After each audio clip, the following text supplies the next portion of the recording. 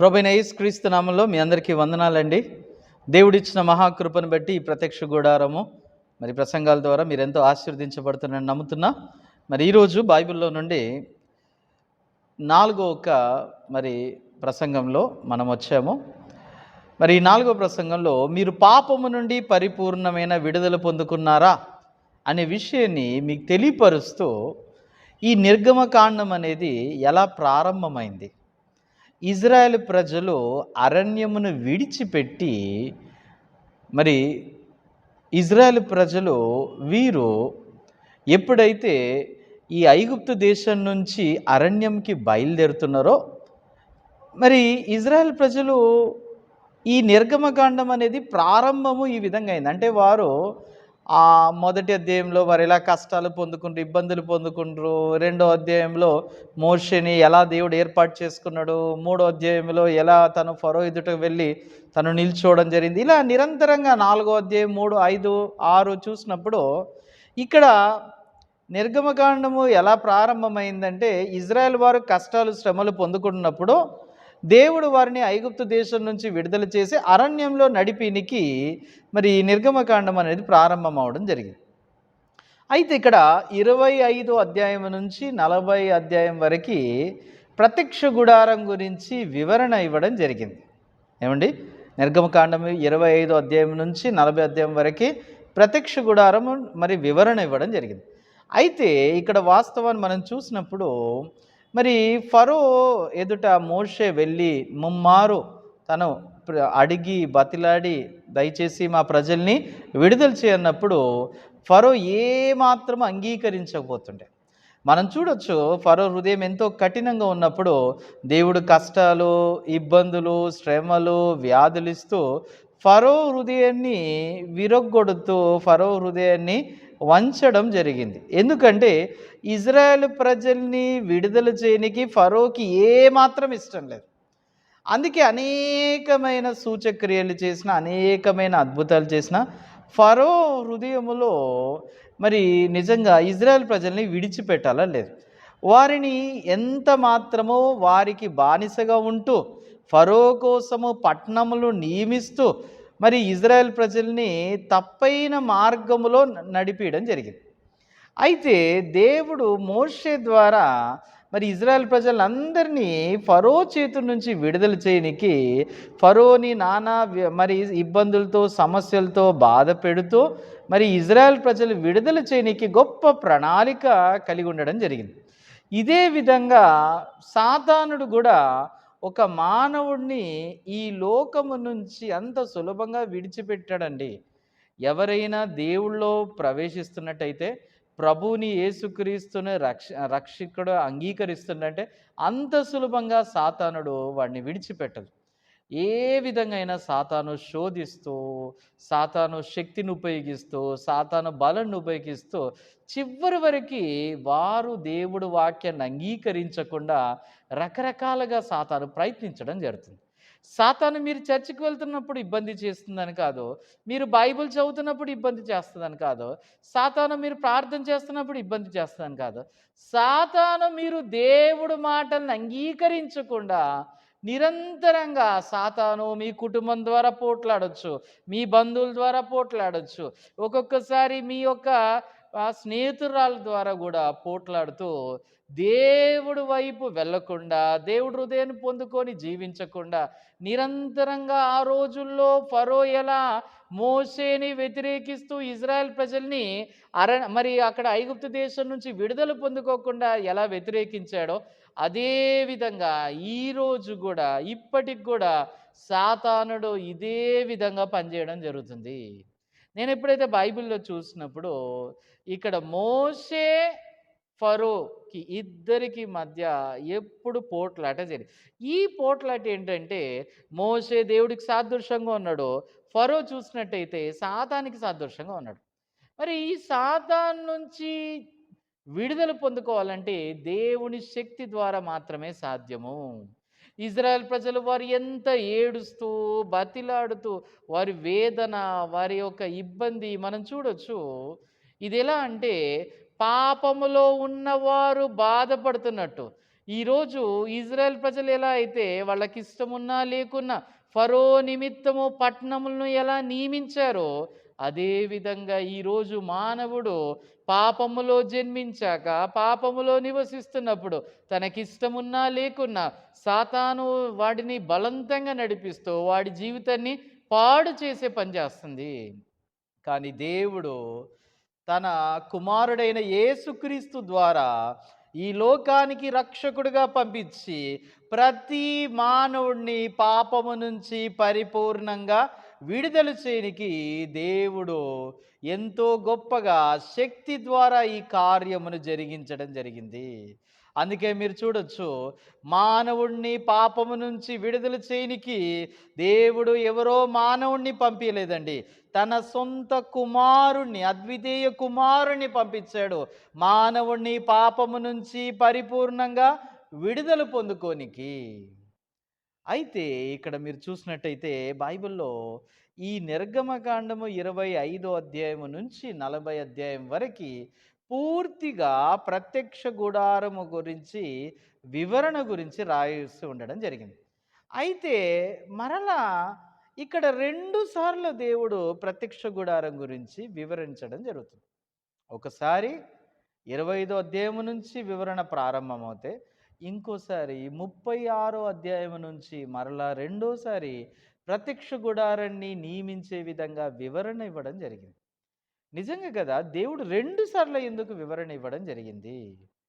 మీరు ఒకసారి ఈ విధంగా చూస్తే, దేవుడు ఎప్పుడైతే మోషేకి మొదటిగా ధర్మశాస్త్రమును మరి ఆ సినే పర్వతం దగ్గరికి వెళ్ళినప్పుడు దేవుడు మోషేకి ధర్మశాస్త్రం ఇవ్వడం జరిగింది. ఆ ధర్మశాస్త్రము దేవుడు ఎప్పుడైతే మోషేకి ఇచ్చాడో ఆ రాతి పలకలో రాసి ఆ ధర్మశాస్త్రం ఇచ్చినప్పుడు వారు ఆ ధర్మశాస్త్రము ప్రజల దగ్గరికి తీసుకురాకముందే ఇజ్రాయెల్ ప్రజలందరూ విచ్చలవిడిగా పాపం చేయడం జరిగింది.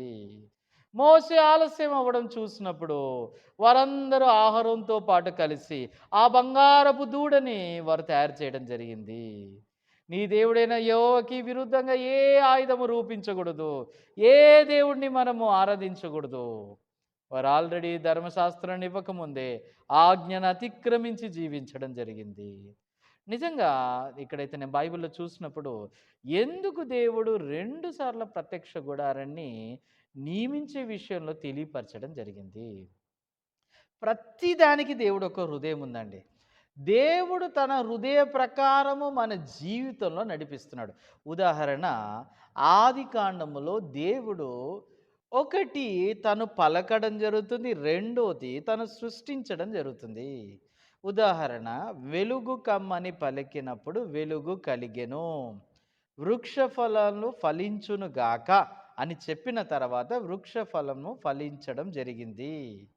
మరి అదే విధంగా దేవుడు సూర్యుడు, నక్షత్రాలను మరి చూస్తే వీటినన్నిటిని దేవుడు గొప్ప వెలుగు మరి చిన్న వెలుగు అని ఎప్పుడైతే సృష్టించును గాక అన్నప్పుడు ఆయన పలికిన ప్రకారము దేవుడు జరిగించడం జరిగింది. అంటే దేవుడు చూడండి, ఒకటి మాట్లాడుతున్నాడు, ఆ ప్రకారం దేవుడే చేస్తున్నాడు. దేవుడు చెప్పాను, ఆయన్నే చేయడం జరుగుతుంది. దేవుడు వెలుగు కమ్మని పలికినప్పుడు వెలుగు ఎవరు తయారు చేశారు? దేవుడే తయారు చేశాడు. మరి ప్రత్యక్ష గుడారమును 2 సార్లు నియమించే విషయంలో 2 సార్లు తెలియపరచడం జరిగింది. 25 అధ్యాయం 40 అధ్యాయంలో 25 నుంచి ప్రారంభమైతే 35 అధ్యాయం వరకు ఈ ప్రత్యక్ష గుడారం వివరణ గురించి మాట్లాడారు. మరలా 36 అధ్యాయం నుంచి 40 అధ్యాయం వరకు దేవుడు మరలా రెండోసారి ప్రత్యక్ష గుడారం వివరణ ఇస్తాడు. ఎందుకు? ఏదన్నా విషయాలు మనకి 2 సార్లు ఏదన్నా చెప్తున్నట్టయితే ఏంటన్నట్టండి, మనం సరిగా అర్థం కాకపోతే మరలా మీరు అర్థం చేసుకోవాలని, అవునా కాదండి? నిజంగా దేవుడు ఎందుకు తెలియజేస్తుండో మీరు చూసినట్టయితే, దేవుడు చెప్పిన ప్రకారం మోషే చేశాడు. మీరు నోవా సమయంలో చూడండి, దేవుడు నోవని ఓడ నియమించిన చెప్పిన తర్వాత నోవా ఓడ నియమించడం జరిగింది. అంటే దేవుడు చెప్పాడు, నోవా చేశాడు. కానీ నోవా ఎవరు చెప్పిన ప్రకారం చేశారో మీరు చూస్తే, ఆ దేవుడు చెప్పిన ప్రకారము నోవా చేసెను. ఆమేన్. మరి మోషే కూడా ఎవరు ఆజ్ఞాపించడం ద్వారా ప్రత్యక్ష గుడారం నియమించాడు? దేవుడు ఆజ్ఞాపించాడు. ఆ దేవుడు ఆజ్ఞాపించిన ప్రకారం అదే నమూనాగా అదే ప్రకారము దేవుడు ప్రత్యక్ష గుడారాన్ని ఏర్పాటు చేయడం జరిగింది. ఆమేన్. ఈరోజు మీరు ఆలోచించండి. దేవుడు మన పట్ల ఎలాంటి హృదయం కలిగి ఉన్నాడో. మరి దేవుడు ధర్మశాస్త్రాన్ని ఇవ్వనికి ఉద్దేశం ఏంటి? వాస్తవానికి వీరు ఐగుప్తు దేశంలో ఉన్నప్పుడు వీరికి దేవుడు ధర్మశాస్త్రాన్ని ఇవ్వలేదు. కానీ వీరు ఎప్పుడైతే ఐగుప్తు దేశం నుంచి విడుదల పొందుకొని ఎర్ర సముద్రాన్ని దాటి వారు అరణ్యములో ప్రయాణిస్తున్న సమయంలో దేవుడు వారికి ఈ యొక్క ధర్మశాస్త్రాన్ని ఇవ్వడం జరిగింది. అయితే ధర్మశాస్త్రం ఇవ్వక ముందు వారు పాపము చేసిన వారికి పాపం అంటే ఏంటిదో తెలియదు. అవునా కదండి? ఎందుకంటే ధర్మశాస్త్రం లేదు. ధర్మశాస్త్రం వచ్చినాక పాపం అనేటిది ఏంటిదో తెలియబడుతుంది. అందుకే మనం ప్రభువు దగ్గరికి వెళ్ళాలన్నట్టయితే మొట్టమొదటిగా మనం తెలుసుకోవాల్సింది ఏంటిదంటే మనము ఎలాంటి వారము, మనము మంచి వాళ్ళమా చెడ్డవాళ్ళమా. ఒకవేళ మనం ఎలాంటి వారమో మనం తెలుసుకోకుండా ప్రభు దగ్గరికి వెళ్ళినట్టయితే మనం దహనం అయిపోతామండి. నిజంగా మీరు చూడండి, ఆది కాండంలో మీరు చూస్తే దేవుడు ఆదాముని సృష్టించినప్పుడు మొదటిగా ఆదాము ఎలా ఉండే అంటే దిగంబరిగా ఉండేయండి. ఆదాం అవ్వ వారిద్దరికీ వస్త్రాలు లేదు. కానీ ఆ సమయంలో అది పాపము అని తప్పు అని వారు ఏ మాత్రము ఆ విధంగా గుర్తించలేదు, గ్రహించలేదు. రైట్? ఎందుకంటే వారు దేవుడితో సహవాసం చేస్తున్నప్పుడు వారిలో పాపం ప్రవేశించలేదు. అందుకే దేవుడి దగ్గర స్వతంత్రంగా దేవుడితో సంభాషణ చేయగలిగారు, దేవుడి దగ్గరే వెళ్ళగలిగారు.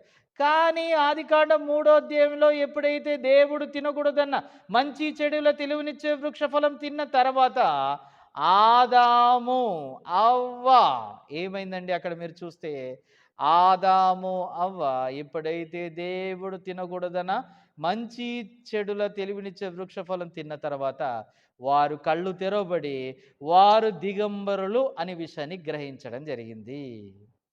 ఈ దిగంబరతనాన్ని గ్రహించాక వారు ధైర్యంగా దేవుడి దగ్గర రాగలుగుతున్నారా? వారు రాలేకపోతున్నారు. వారు ధైర్యంగా దేవుడి దగ్గర రాకుండా ఏమడ్డొచ్చింది? దిగంబరతనం. మరి ఇంతకుముందు వారు దిగంబరులుగా ఉండే, కానీ ఆ దిగంబరతనం సమస్య లేదు. కానీ ఇప్పుడు ఆదాముకి దిగంబరతనము సమస్యగా ఉంది. ఒకసారి మనం దీని గురించి ఆలోచిద్దాం. మరి దేవుడి దగ్గరికి ధైర్యంగా రాలేకపోతుందంటే ఈ దిగంబరతనం అనేది మనం పైకి చూస్తున్న సమస్య. ఈ దిగంబరతనం కంటే ఆదామవ్వ హృదయంలో పాపం ప్రవేశించినప్పుడు వారి కళ్ళు తెరవబడ్డాయి. వారికి ఏది మంచో ఏదో చెడో తెలుసుకోవడం జరిగింది. ఆ సమయం నుంచి వారు దేవుడి నుంచి వేరైపోయారు. దేవుడి దగ్గరికి వెళ్ళనికి ఈ దిగంబరతనం అడ్డొచ్చింది. దేవుడు ఎప్పుడైతే చూసినప్పుడు ఈ దిగంబరతనం నుంచి ఆదామవ్వని ఎలా విడుదల చేశారు మీరు చూడండి. ఈ దిగంబరతనం నుంచి విడుదల చేయనికి దేవుడు ఆదామవ్వ కోసము తను మరి ఒక గొర్రె పిల్ల చర్మము వస్త్రమును తయారు చేశాడు. ఈ చర్మము వస్త్రం ఎందుకంటే ఆదామవ్వకి ఆదామవ్వ ఒక దిగంబరతనాన్ని కప్పివేయనికి. ఎందుకంటే వారు ధైర్యంగా దేవుడి దగ్గర రావాలంటే ఆ చర్మము వస్త్రము ధరించుకుంటేనే వారు రాగలుగుతారు. మరి మీరు ఆలోచించండి, వారు దిగంబరులనే విషయాన్ని తెలుసుకున్నట్టయితే వారు పాపం ప్రవేశించాక వారు దిగంబరులను తెలుసుకున్నప్పుడు దేవుడి దగ్గర ధైర్యంగా రాగలుగుతున్నారా? దేవుడి దగ్గర ధైర్యంగా రాలేకపోతున్నారు. దేవుడి దగ్గర ధైర్యం రాకుండా ఏదడ్డు వస్తుంది? దిగంబరతనం. రైట్? ఈరోజు చాలామంది దేవుడి దగ్గర ధైర్యంగా రాలేకపోతున్నారు. ఎందుకంటే పాపం విషయంలో ఈ పాపం ఉన్నట్టయితే, తప్పు చేసినట్టయితే, పొరపాటు చేసినట్టయితే మనం దేవుడి దగ్గరికి వెళ్ళగలుగుతామా? ధైర్యంగా వెళ్ళలేము. అవునా కదండి? అందుకే దేవుడి దగ్గర ధైర్యంగా వెళ్ళాలంటే మొట్టమొదటిగా మన పాపం ఏంటిదో మనం గుర్తించాలి. అందుకే దేవుడు ఆదాంని ఏం చేశాడంటే తను ఆదాముకి పాపం అనేది ఎట్టిదో తెలియపరచడం ప్రారంభించాడు. ఎలా దేవుడు తెలియపరిచాడు? ఆదామా, నేను తినకూడదన్న మంచి చెడుల తెలివినిచ్చే వృక్షఫలం తింటివా? దేవుడు ఆదామును ఏమి గ్రహించే విధంగా చేస్తున్నాడు. ఇక్కడ ధర్మశాస్త్రం ఒక పాత్ర దేవుడు పోషిస్తూ తను ఆదాముకి వెంటనే చర్మము వస్త్రమును కుట్టివేయలేదండి. మొదటిగా తన పాపముని గుర్తించే విధంగా చేసి తన పాపముని గ్రహించిన తర్వాత నేను తినకూడదన్న పండు తిన్నవు అనే విషయము తెలియపరిచిన తర్వాత అప్పుడు దేవుడు తనకి ఈ యొక్క చర్మపు వస్త్రమును చేయించి ఆదామునవునికి ఇవ్వడం జరిగింది. దాని ద్వారా వారు దేవుడికి దగ్గరవ్వడం జరిగింది. మరి ఇజ్రాయెల్ ప్రజలు వారు పాపం అనేటిది ఏంటిదో తెలియబడినట్టయితే వారు ఎలా దేవుడు దగ్గర అవ్వగలుగుతారు? వారు దేవుడి హృదయాన్ని ఎలా కలుసుకోగలుగుతారు?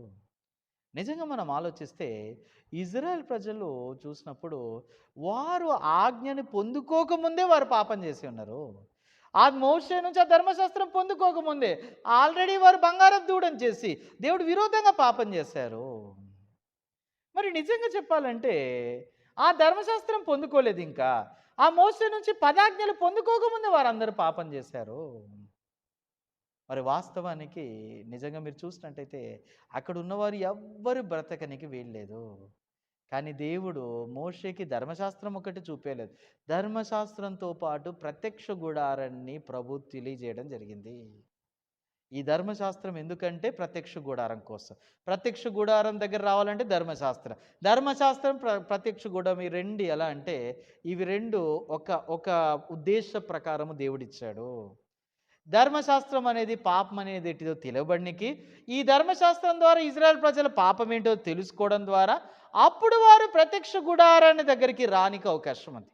ఈ ధర్మశాస్త్రం ద్వారా పాపం అనేది ఏంటిదో తెలియబడినట్టయితే వారు ప్రత్యక్ష గుడారము దగ్గరికి ఒక అర్పణ తీసుకొని రావడం జరగదు.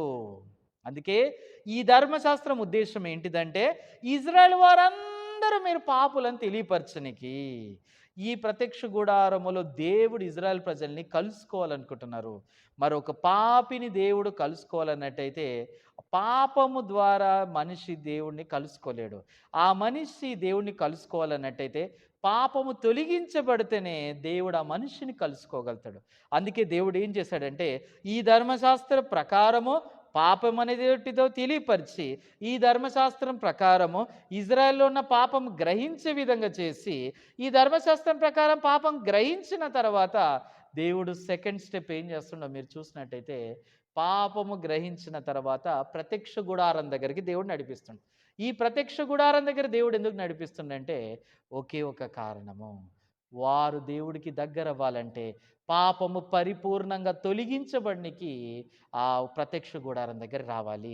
వారు దేవుడి దగ్గర ధైర్యంగా వెళ్ళాలన్నా, వారు దేవుడితో సహవాసం కలిగి ఉండాలన్నా, మరలా వారు నీతిమంతులుగా పరిశుద్ధులుగా అవ్వాలన్నట్టయితే ఈ పాపము తొలగించబడాలంటే అర్పణ ద్వారా మాత్రమే సాధ్యము.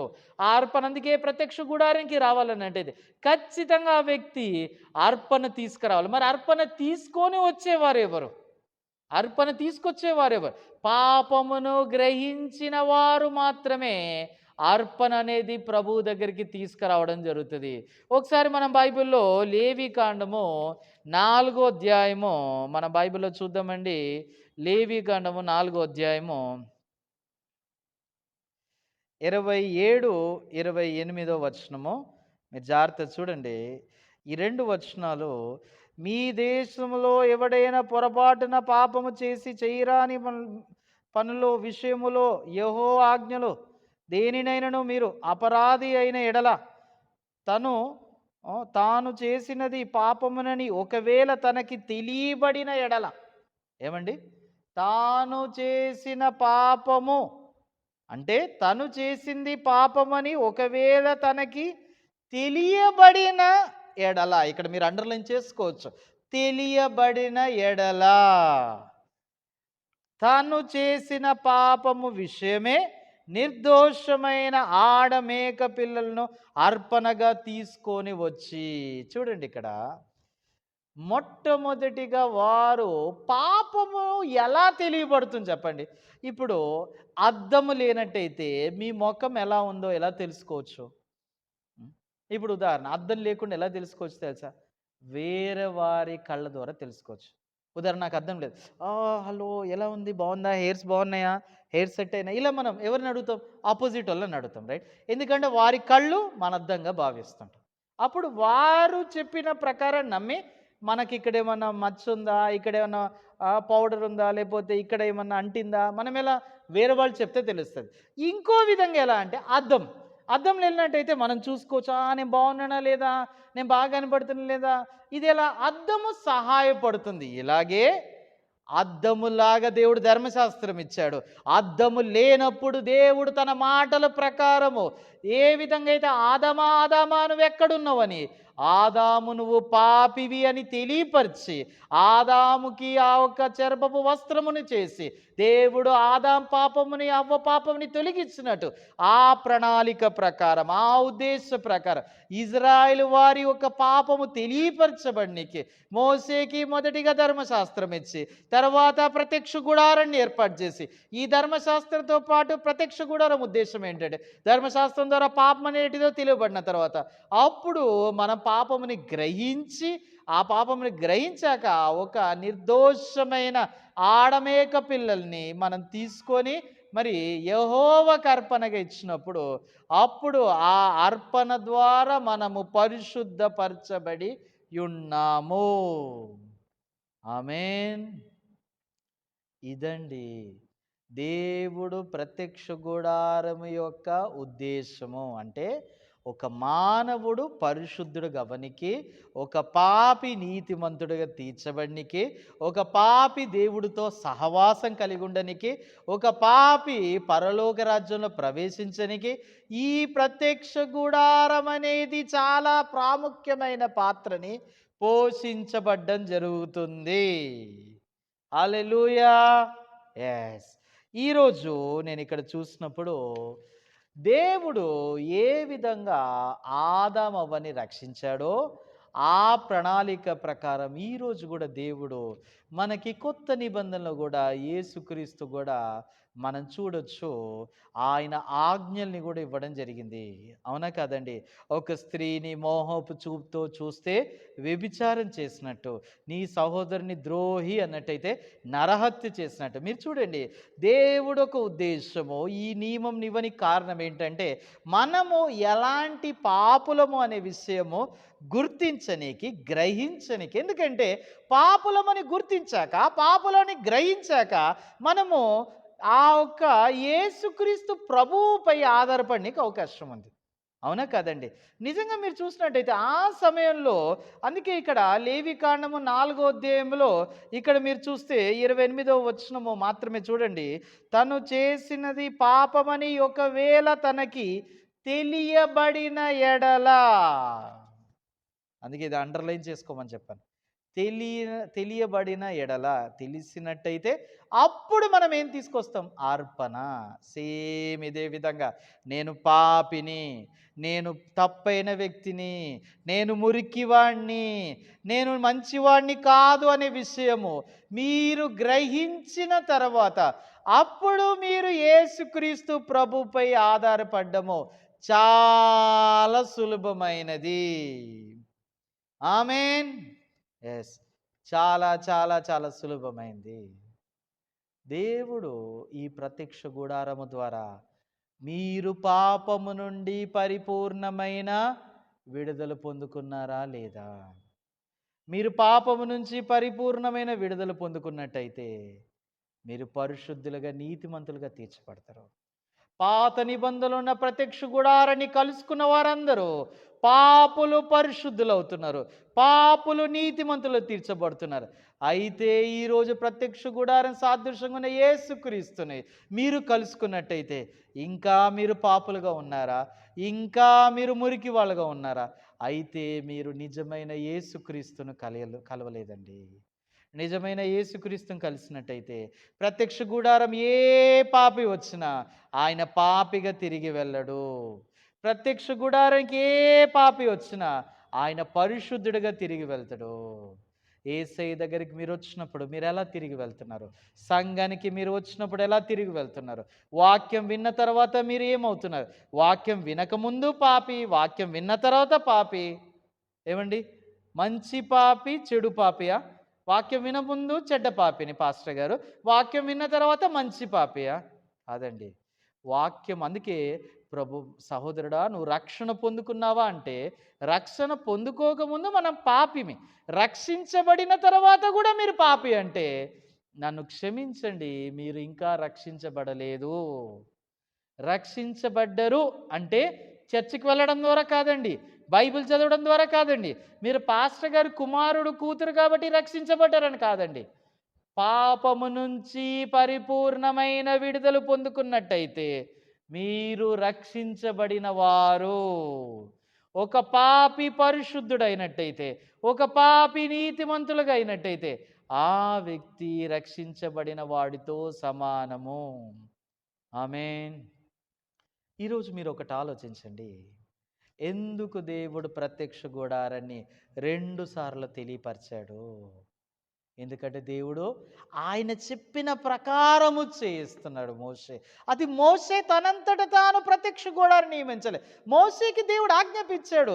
మోషే, ఈ దీపస్తంభం ఇలా ఉండాలి, మరి కరుణాపీఠం ఇక్కడ ఉండాలి, ఈ యొక్క ఇత్తడి గంగాళం ఇలా ఉండాలి, చూడు గేట్ ఎలా తయారు చేయాలి, మరి ప్రతి ఒక్కటి దేవుడు ఆజ్ఞాపించిన ప్రకారము, దేవుడు సెలవిచ్చిన ప్రకారం మోషే ఆ ప్రకారము నియమించాడు. అందుకే దేవుడు చెప్పాడు, మోషే చేయడం జరిగింది.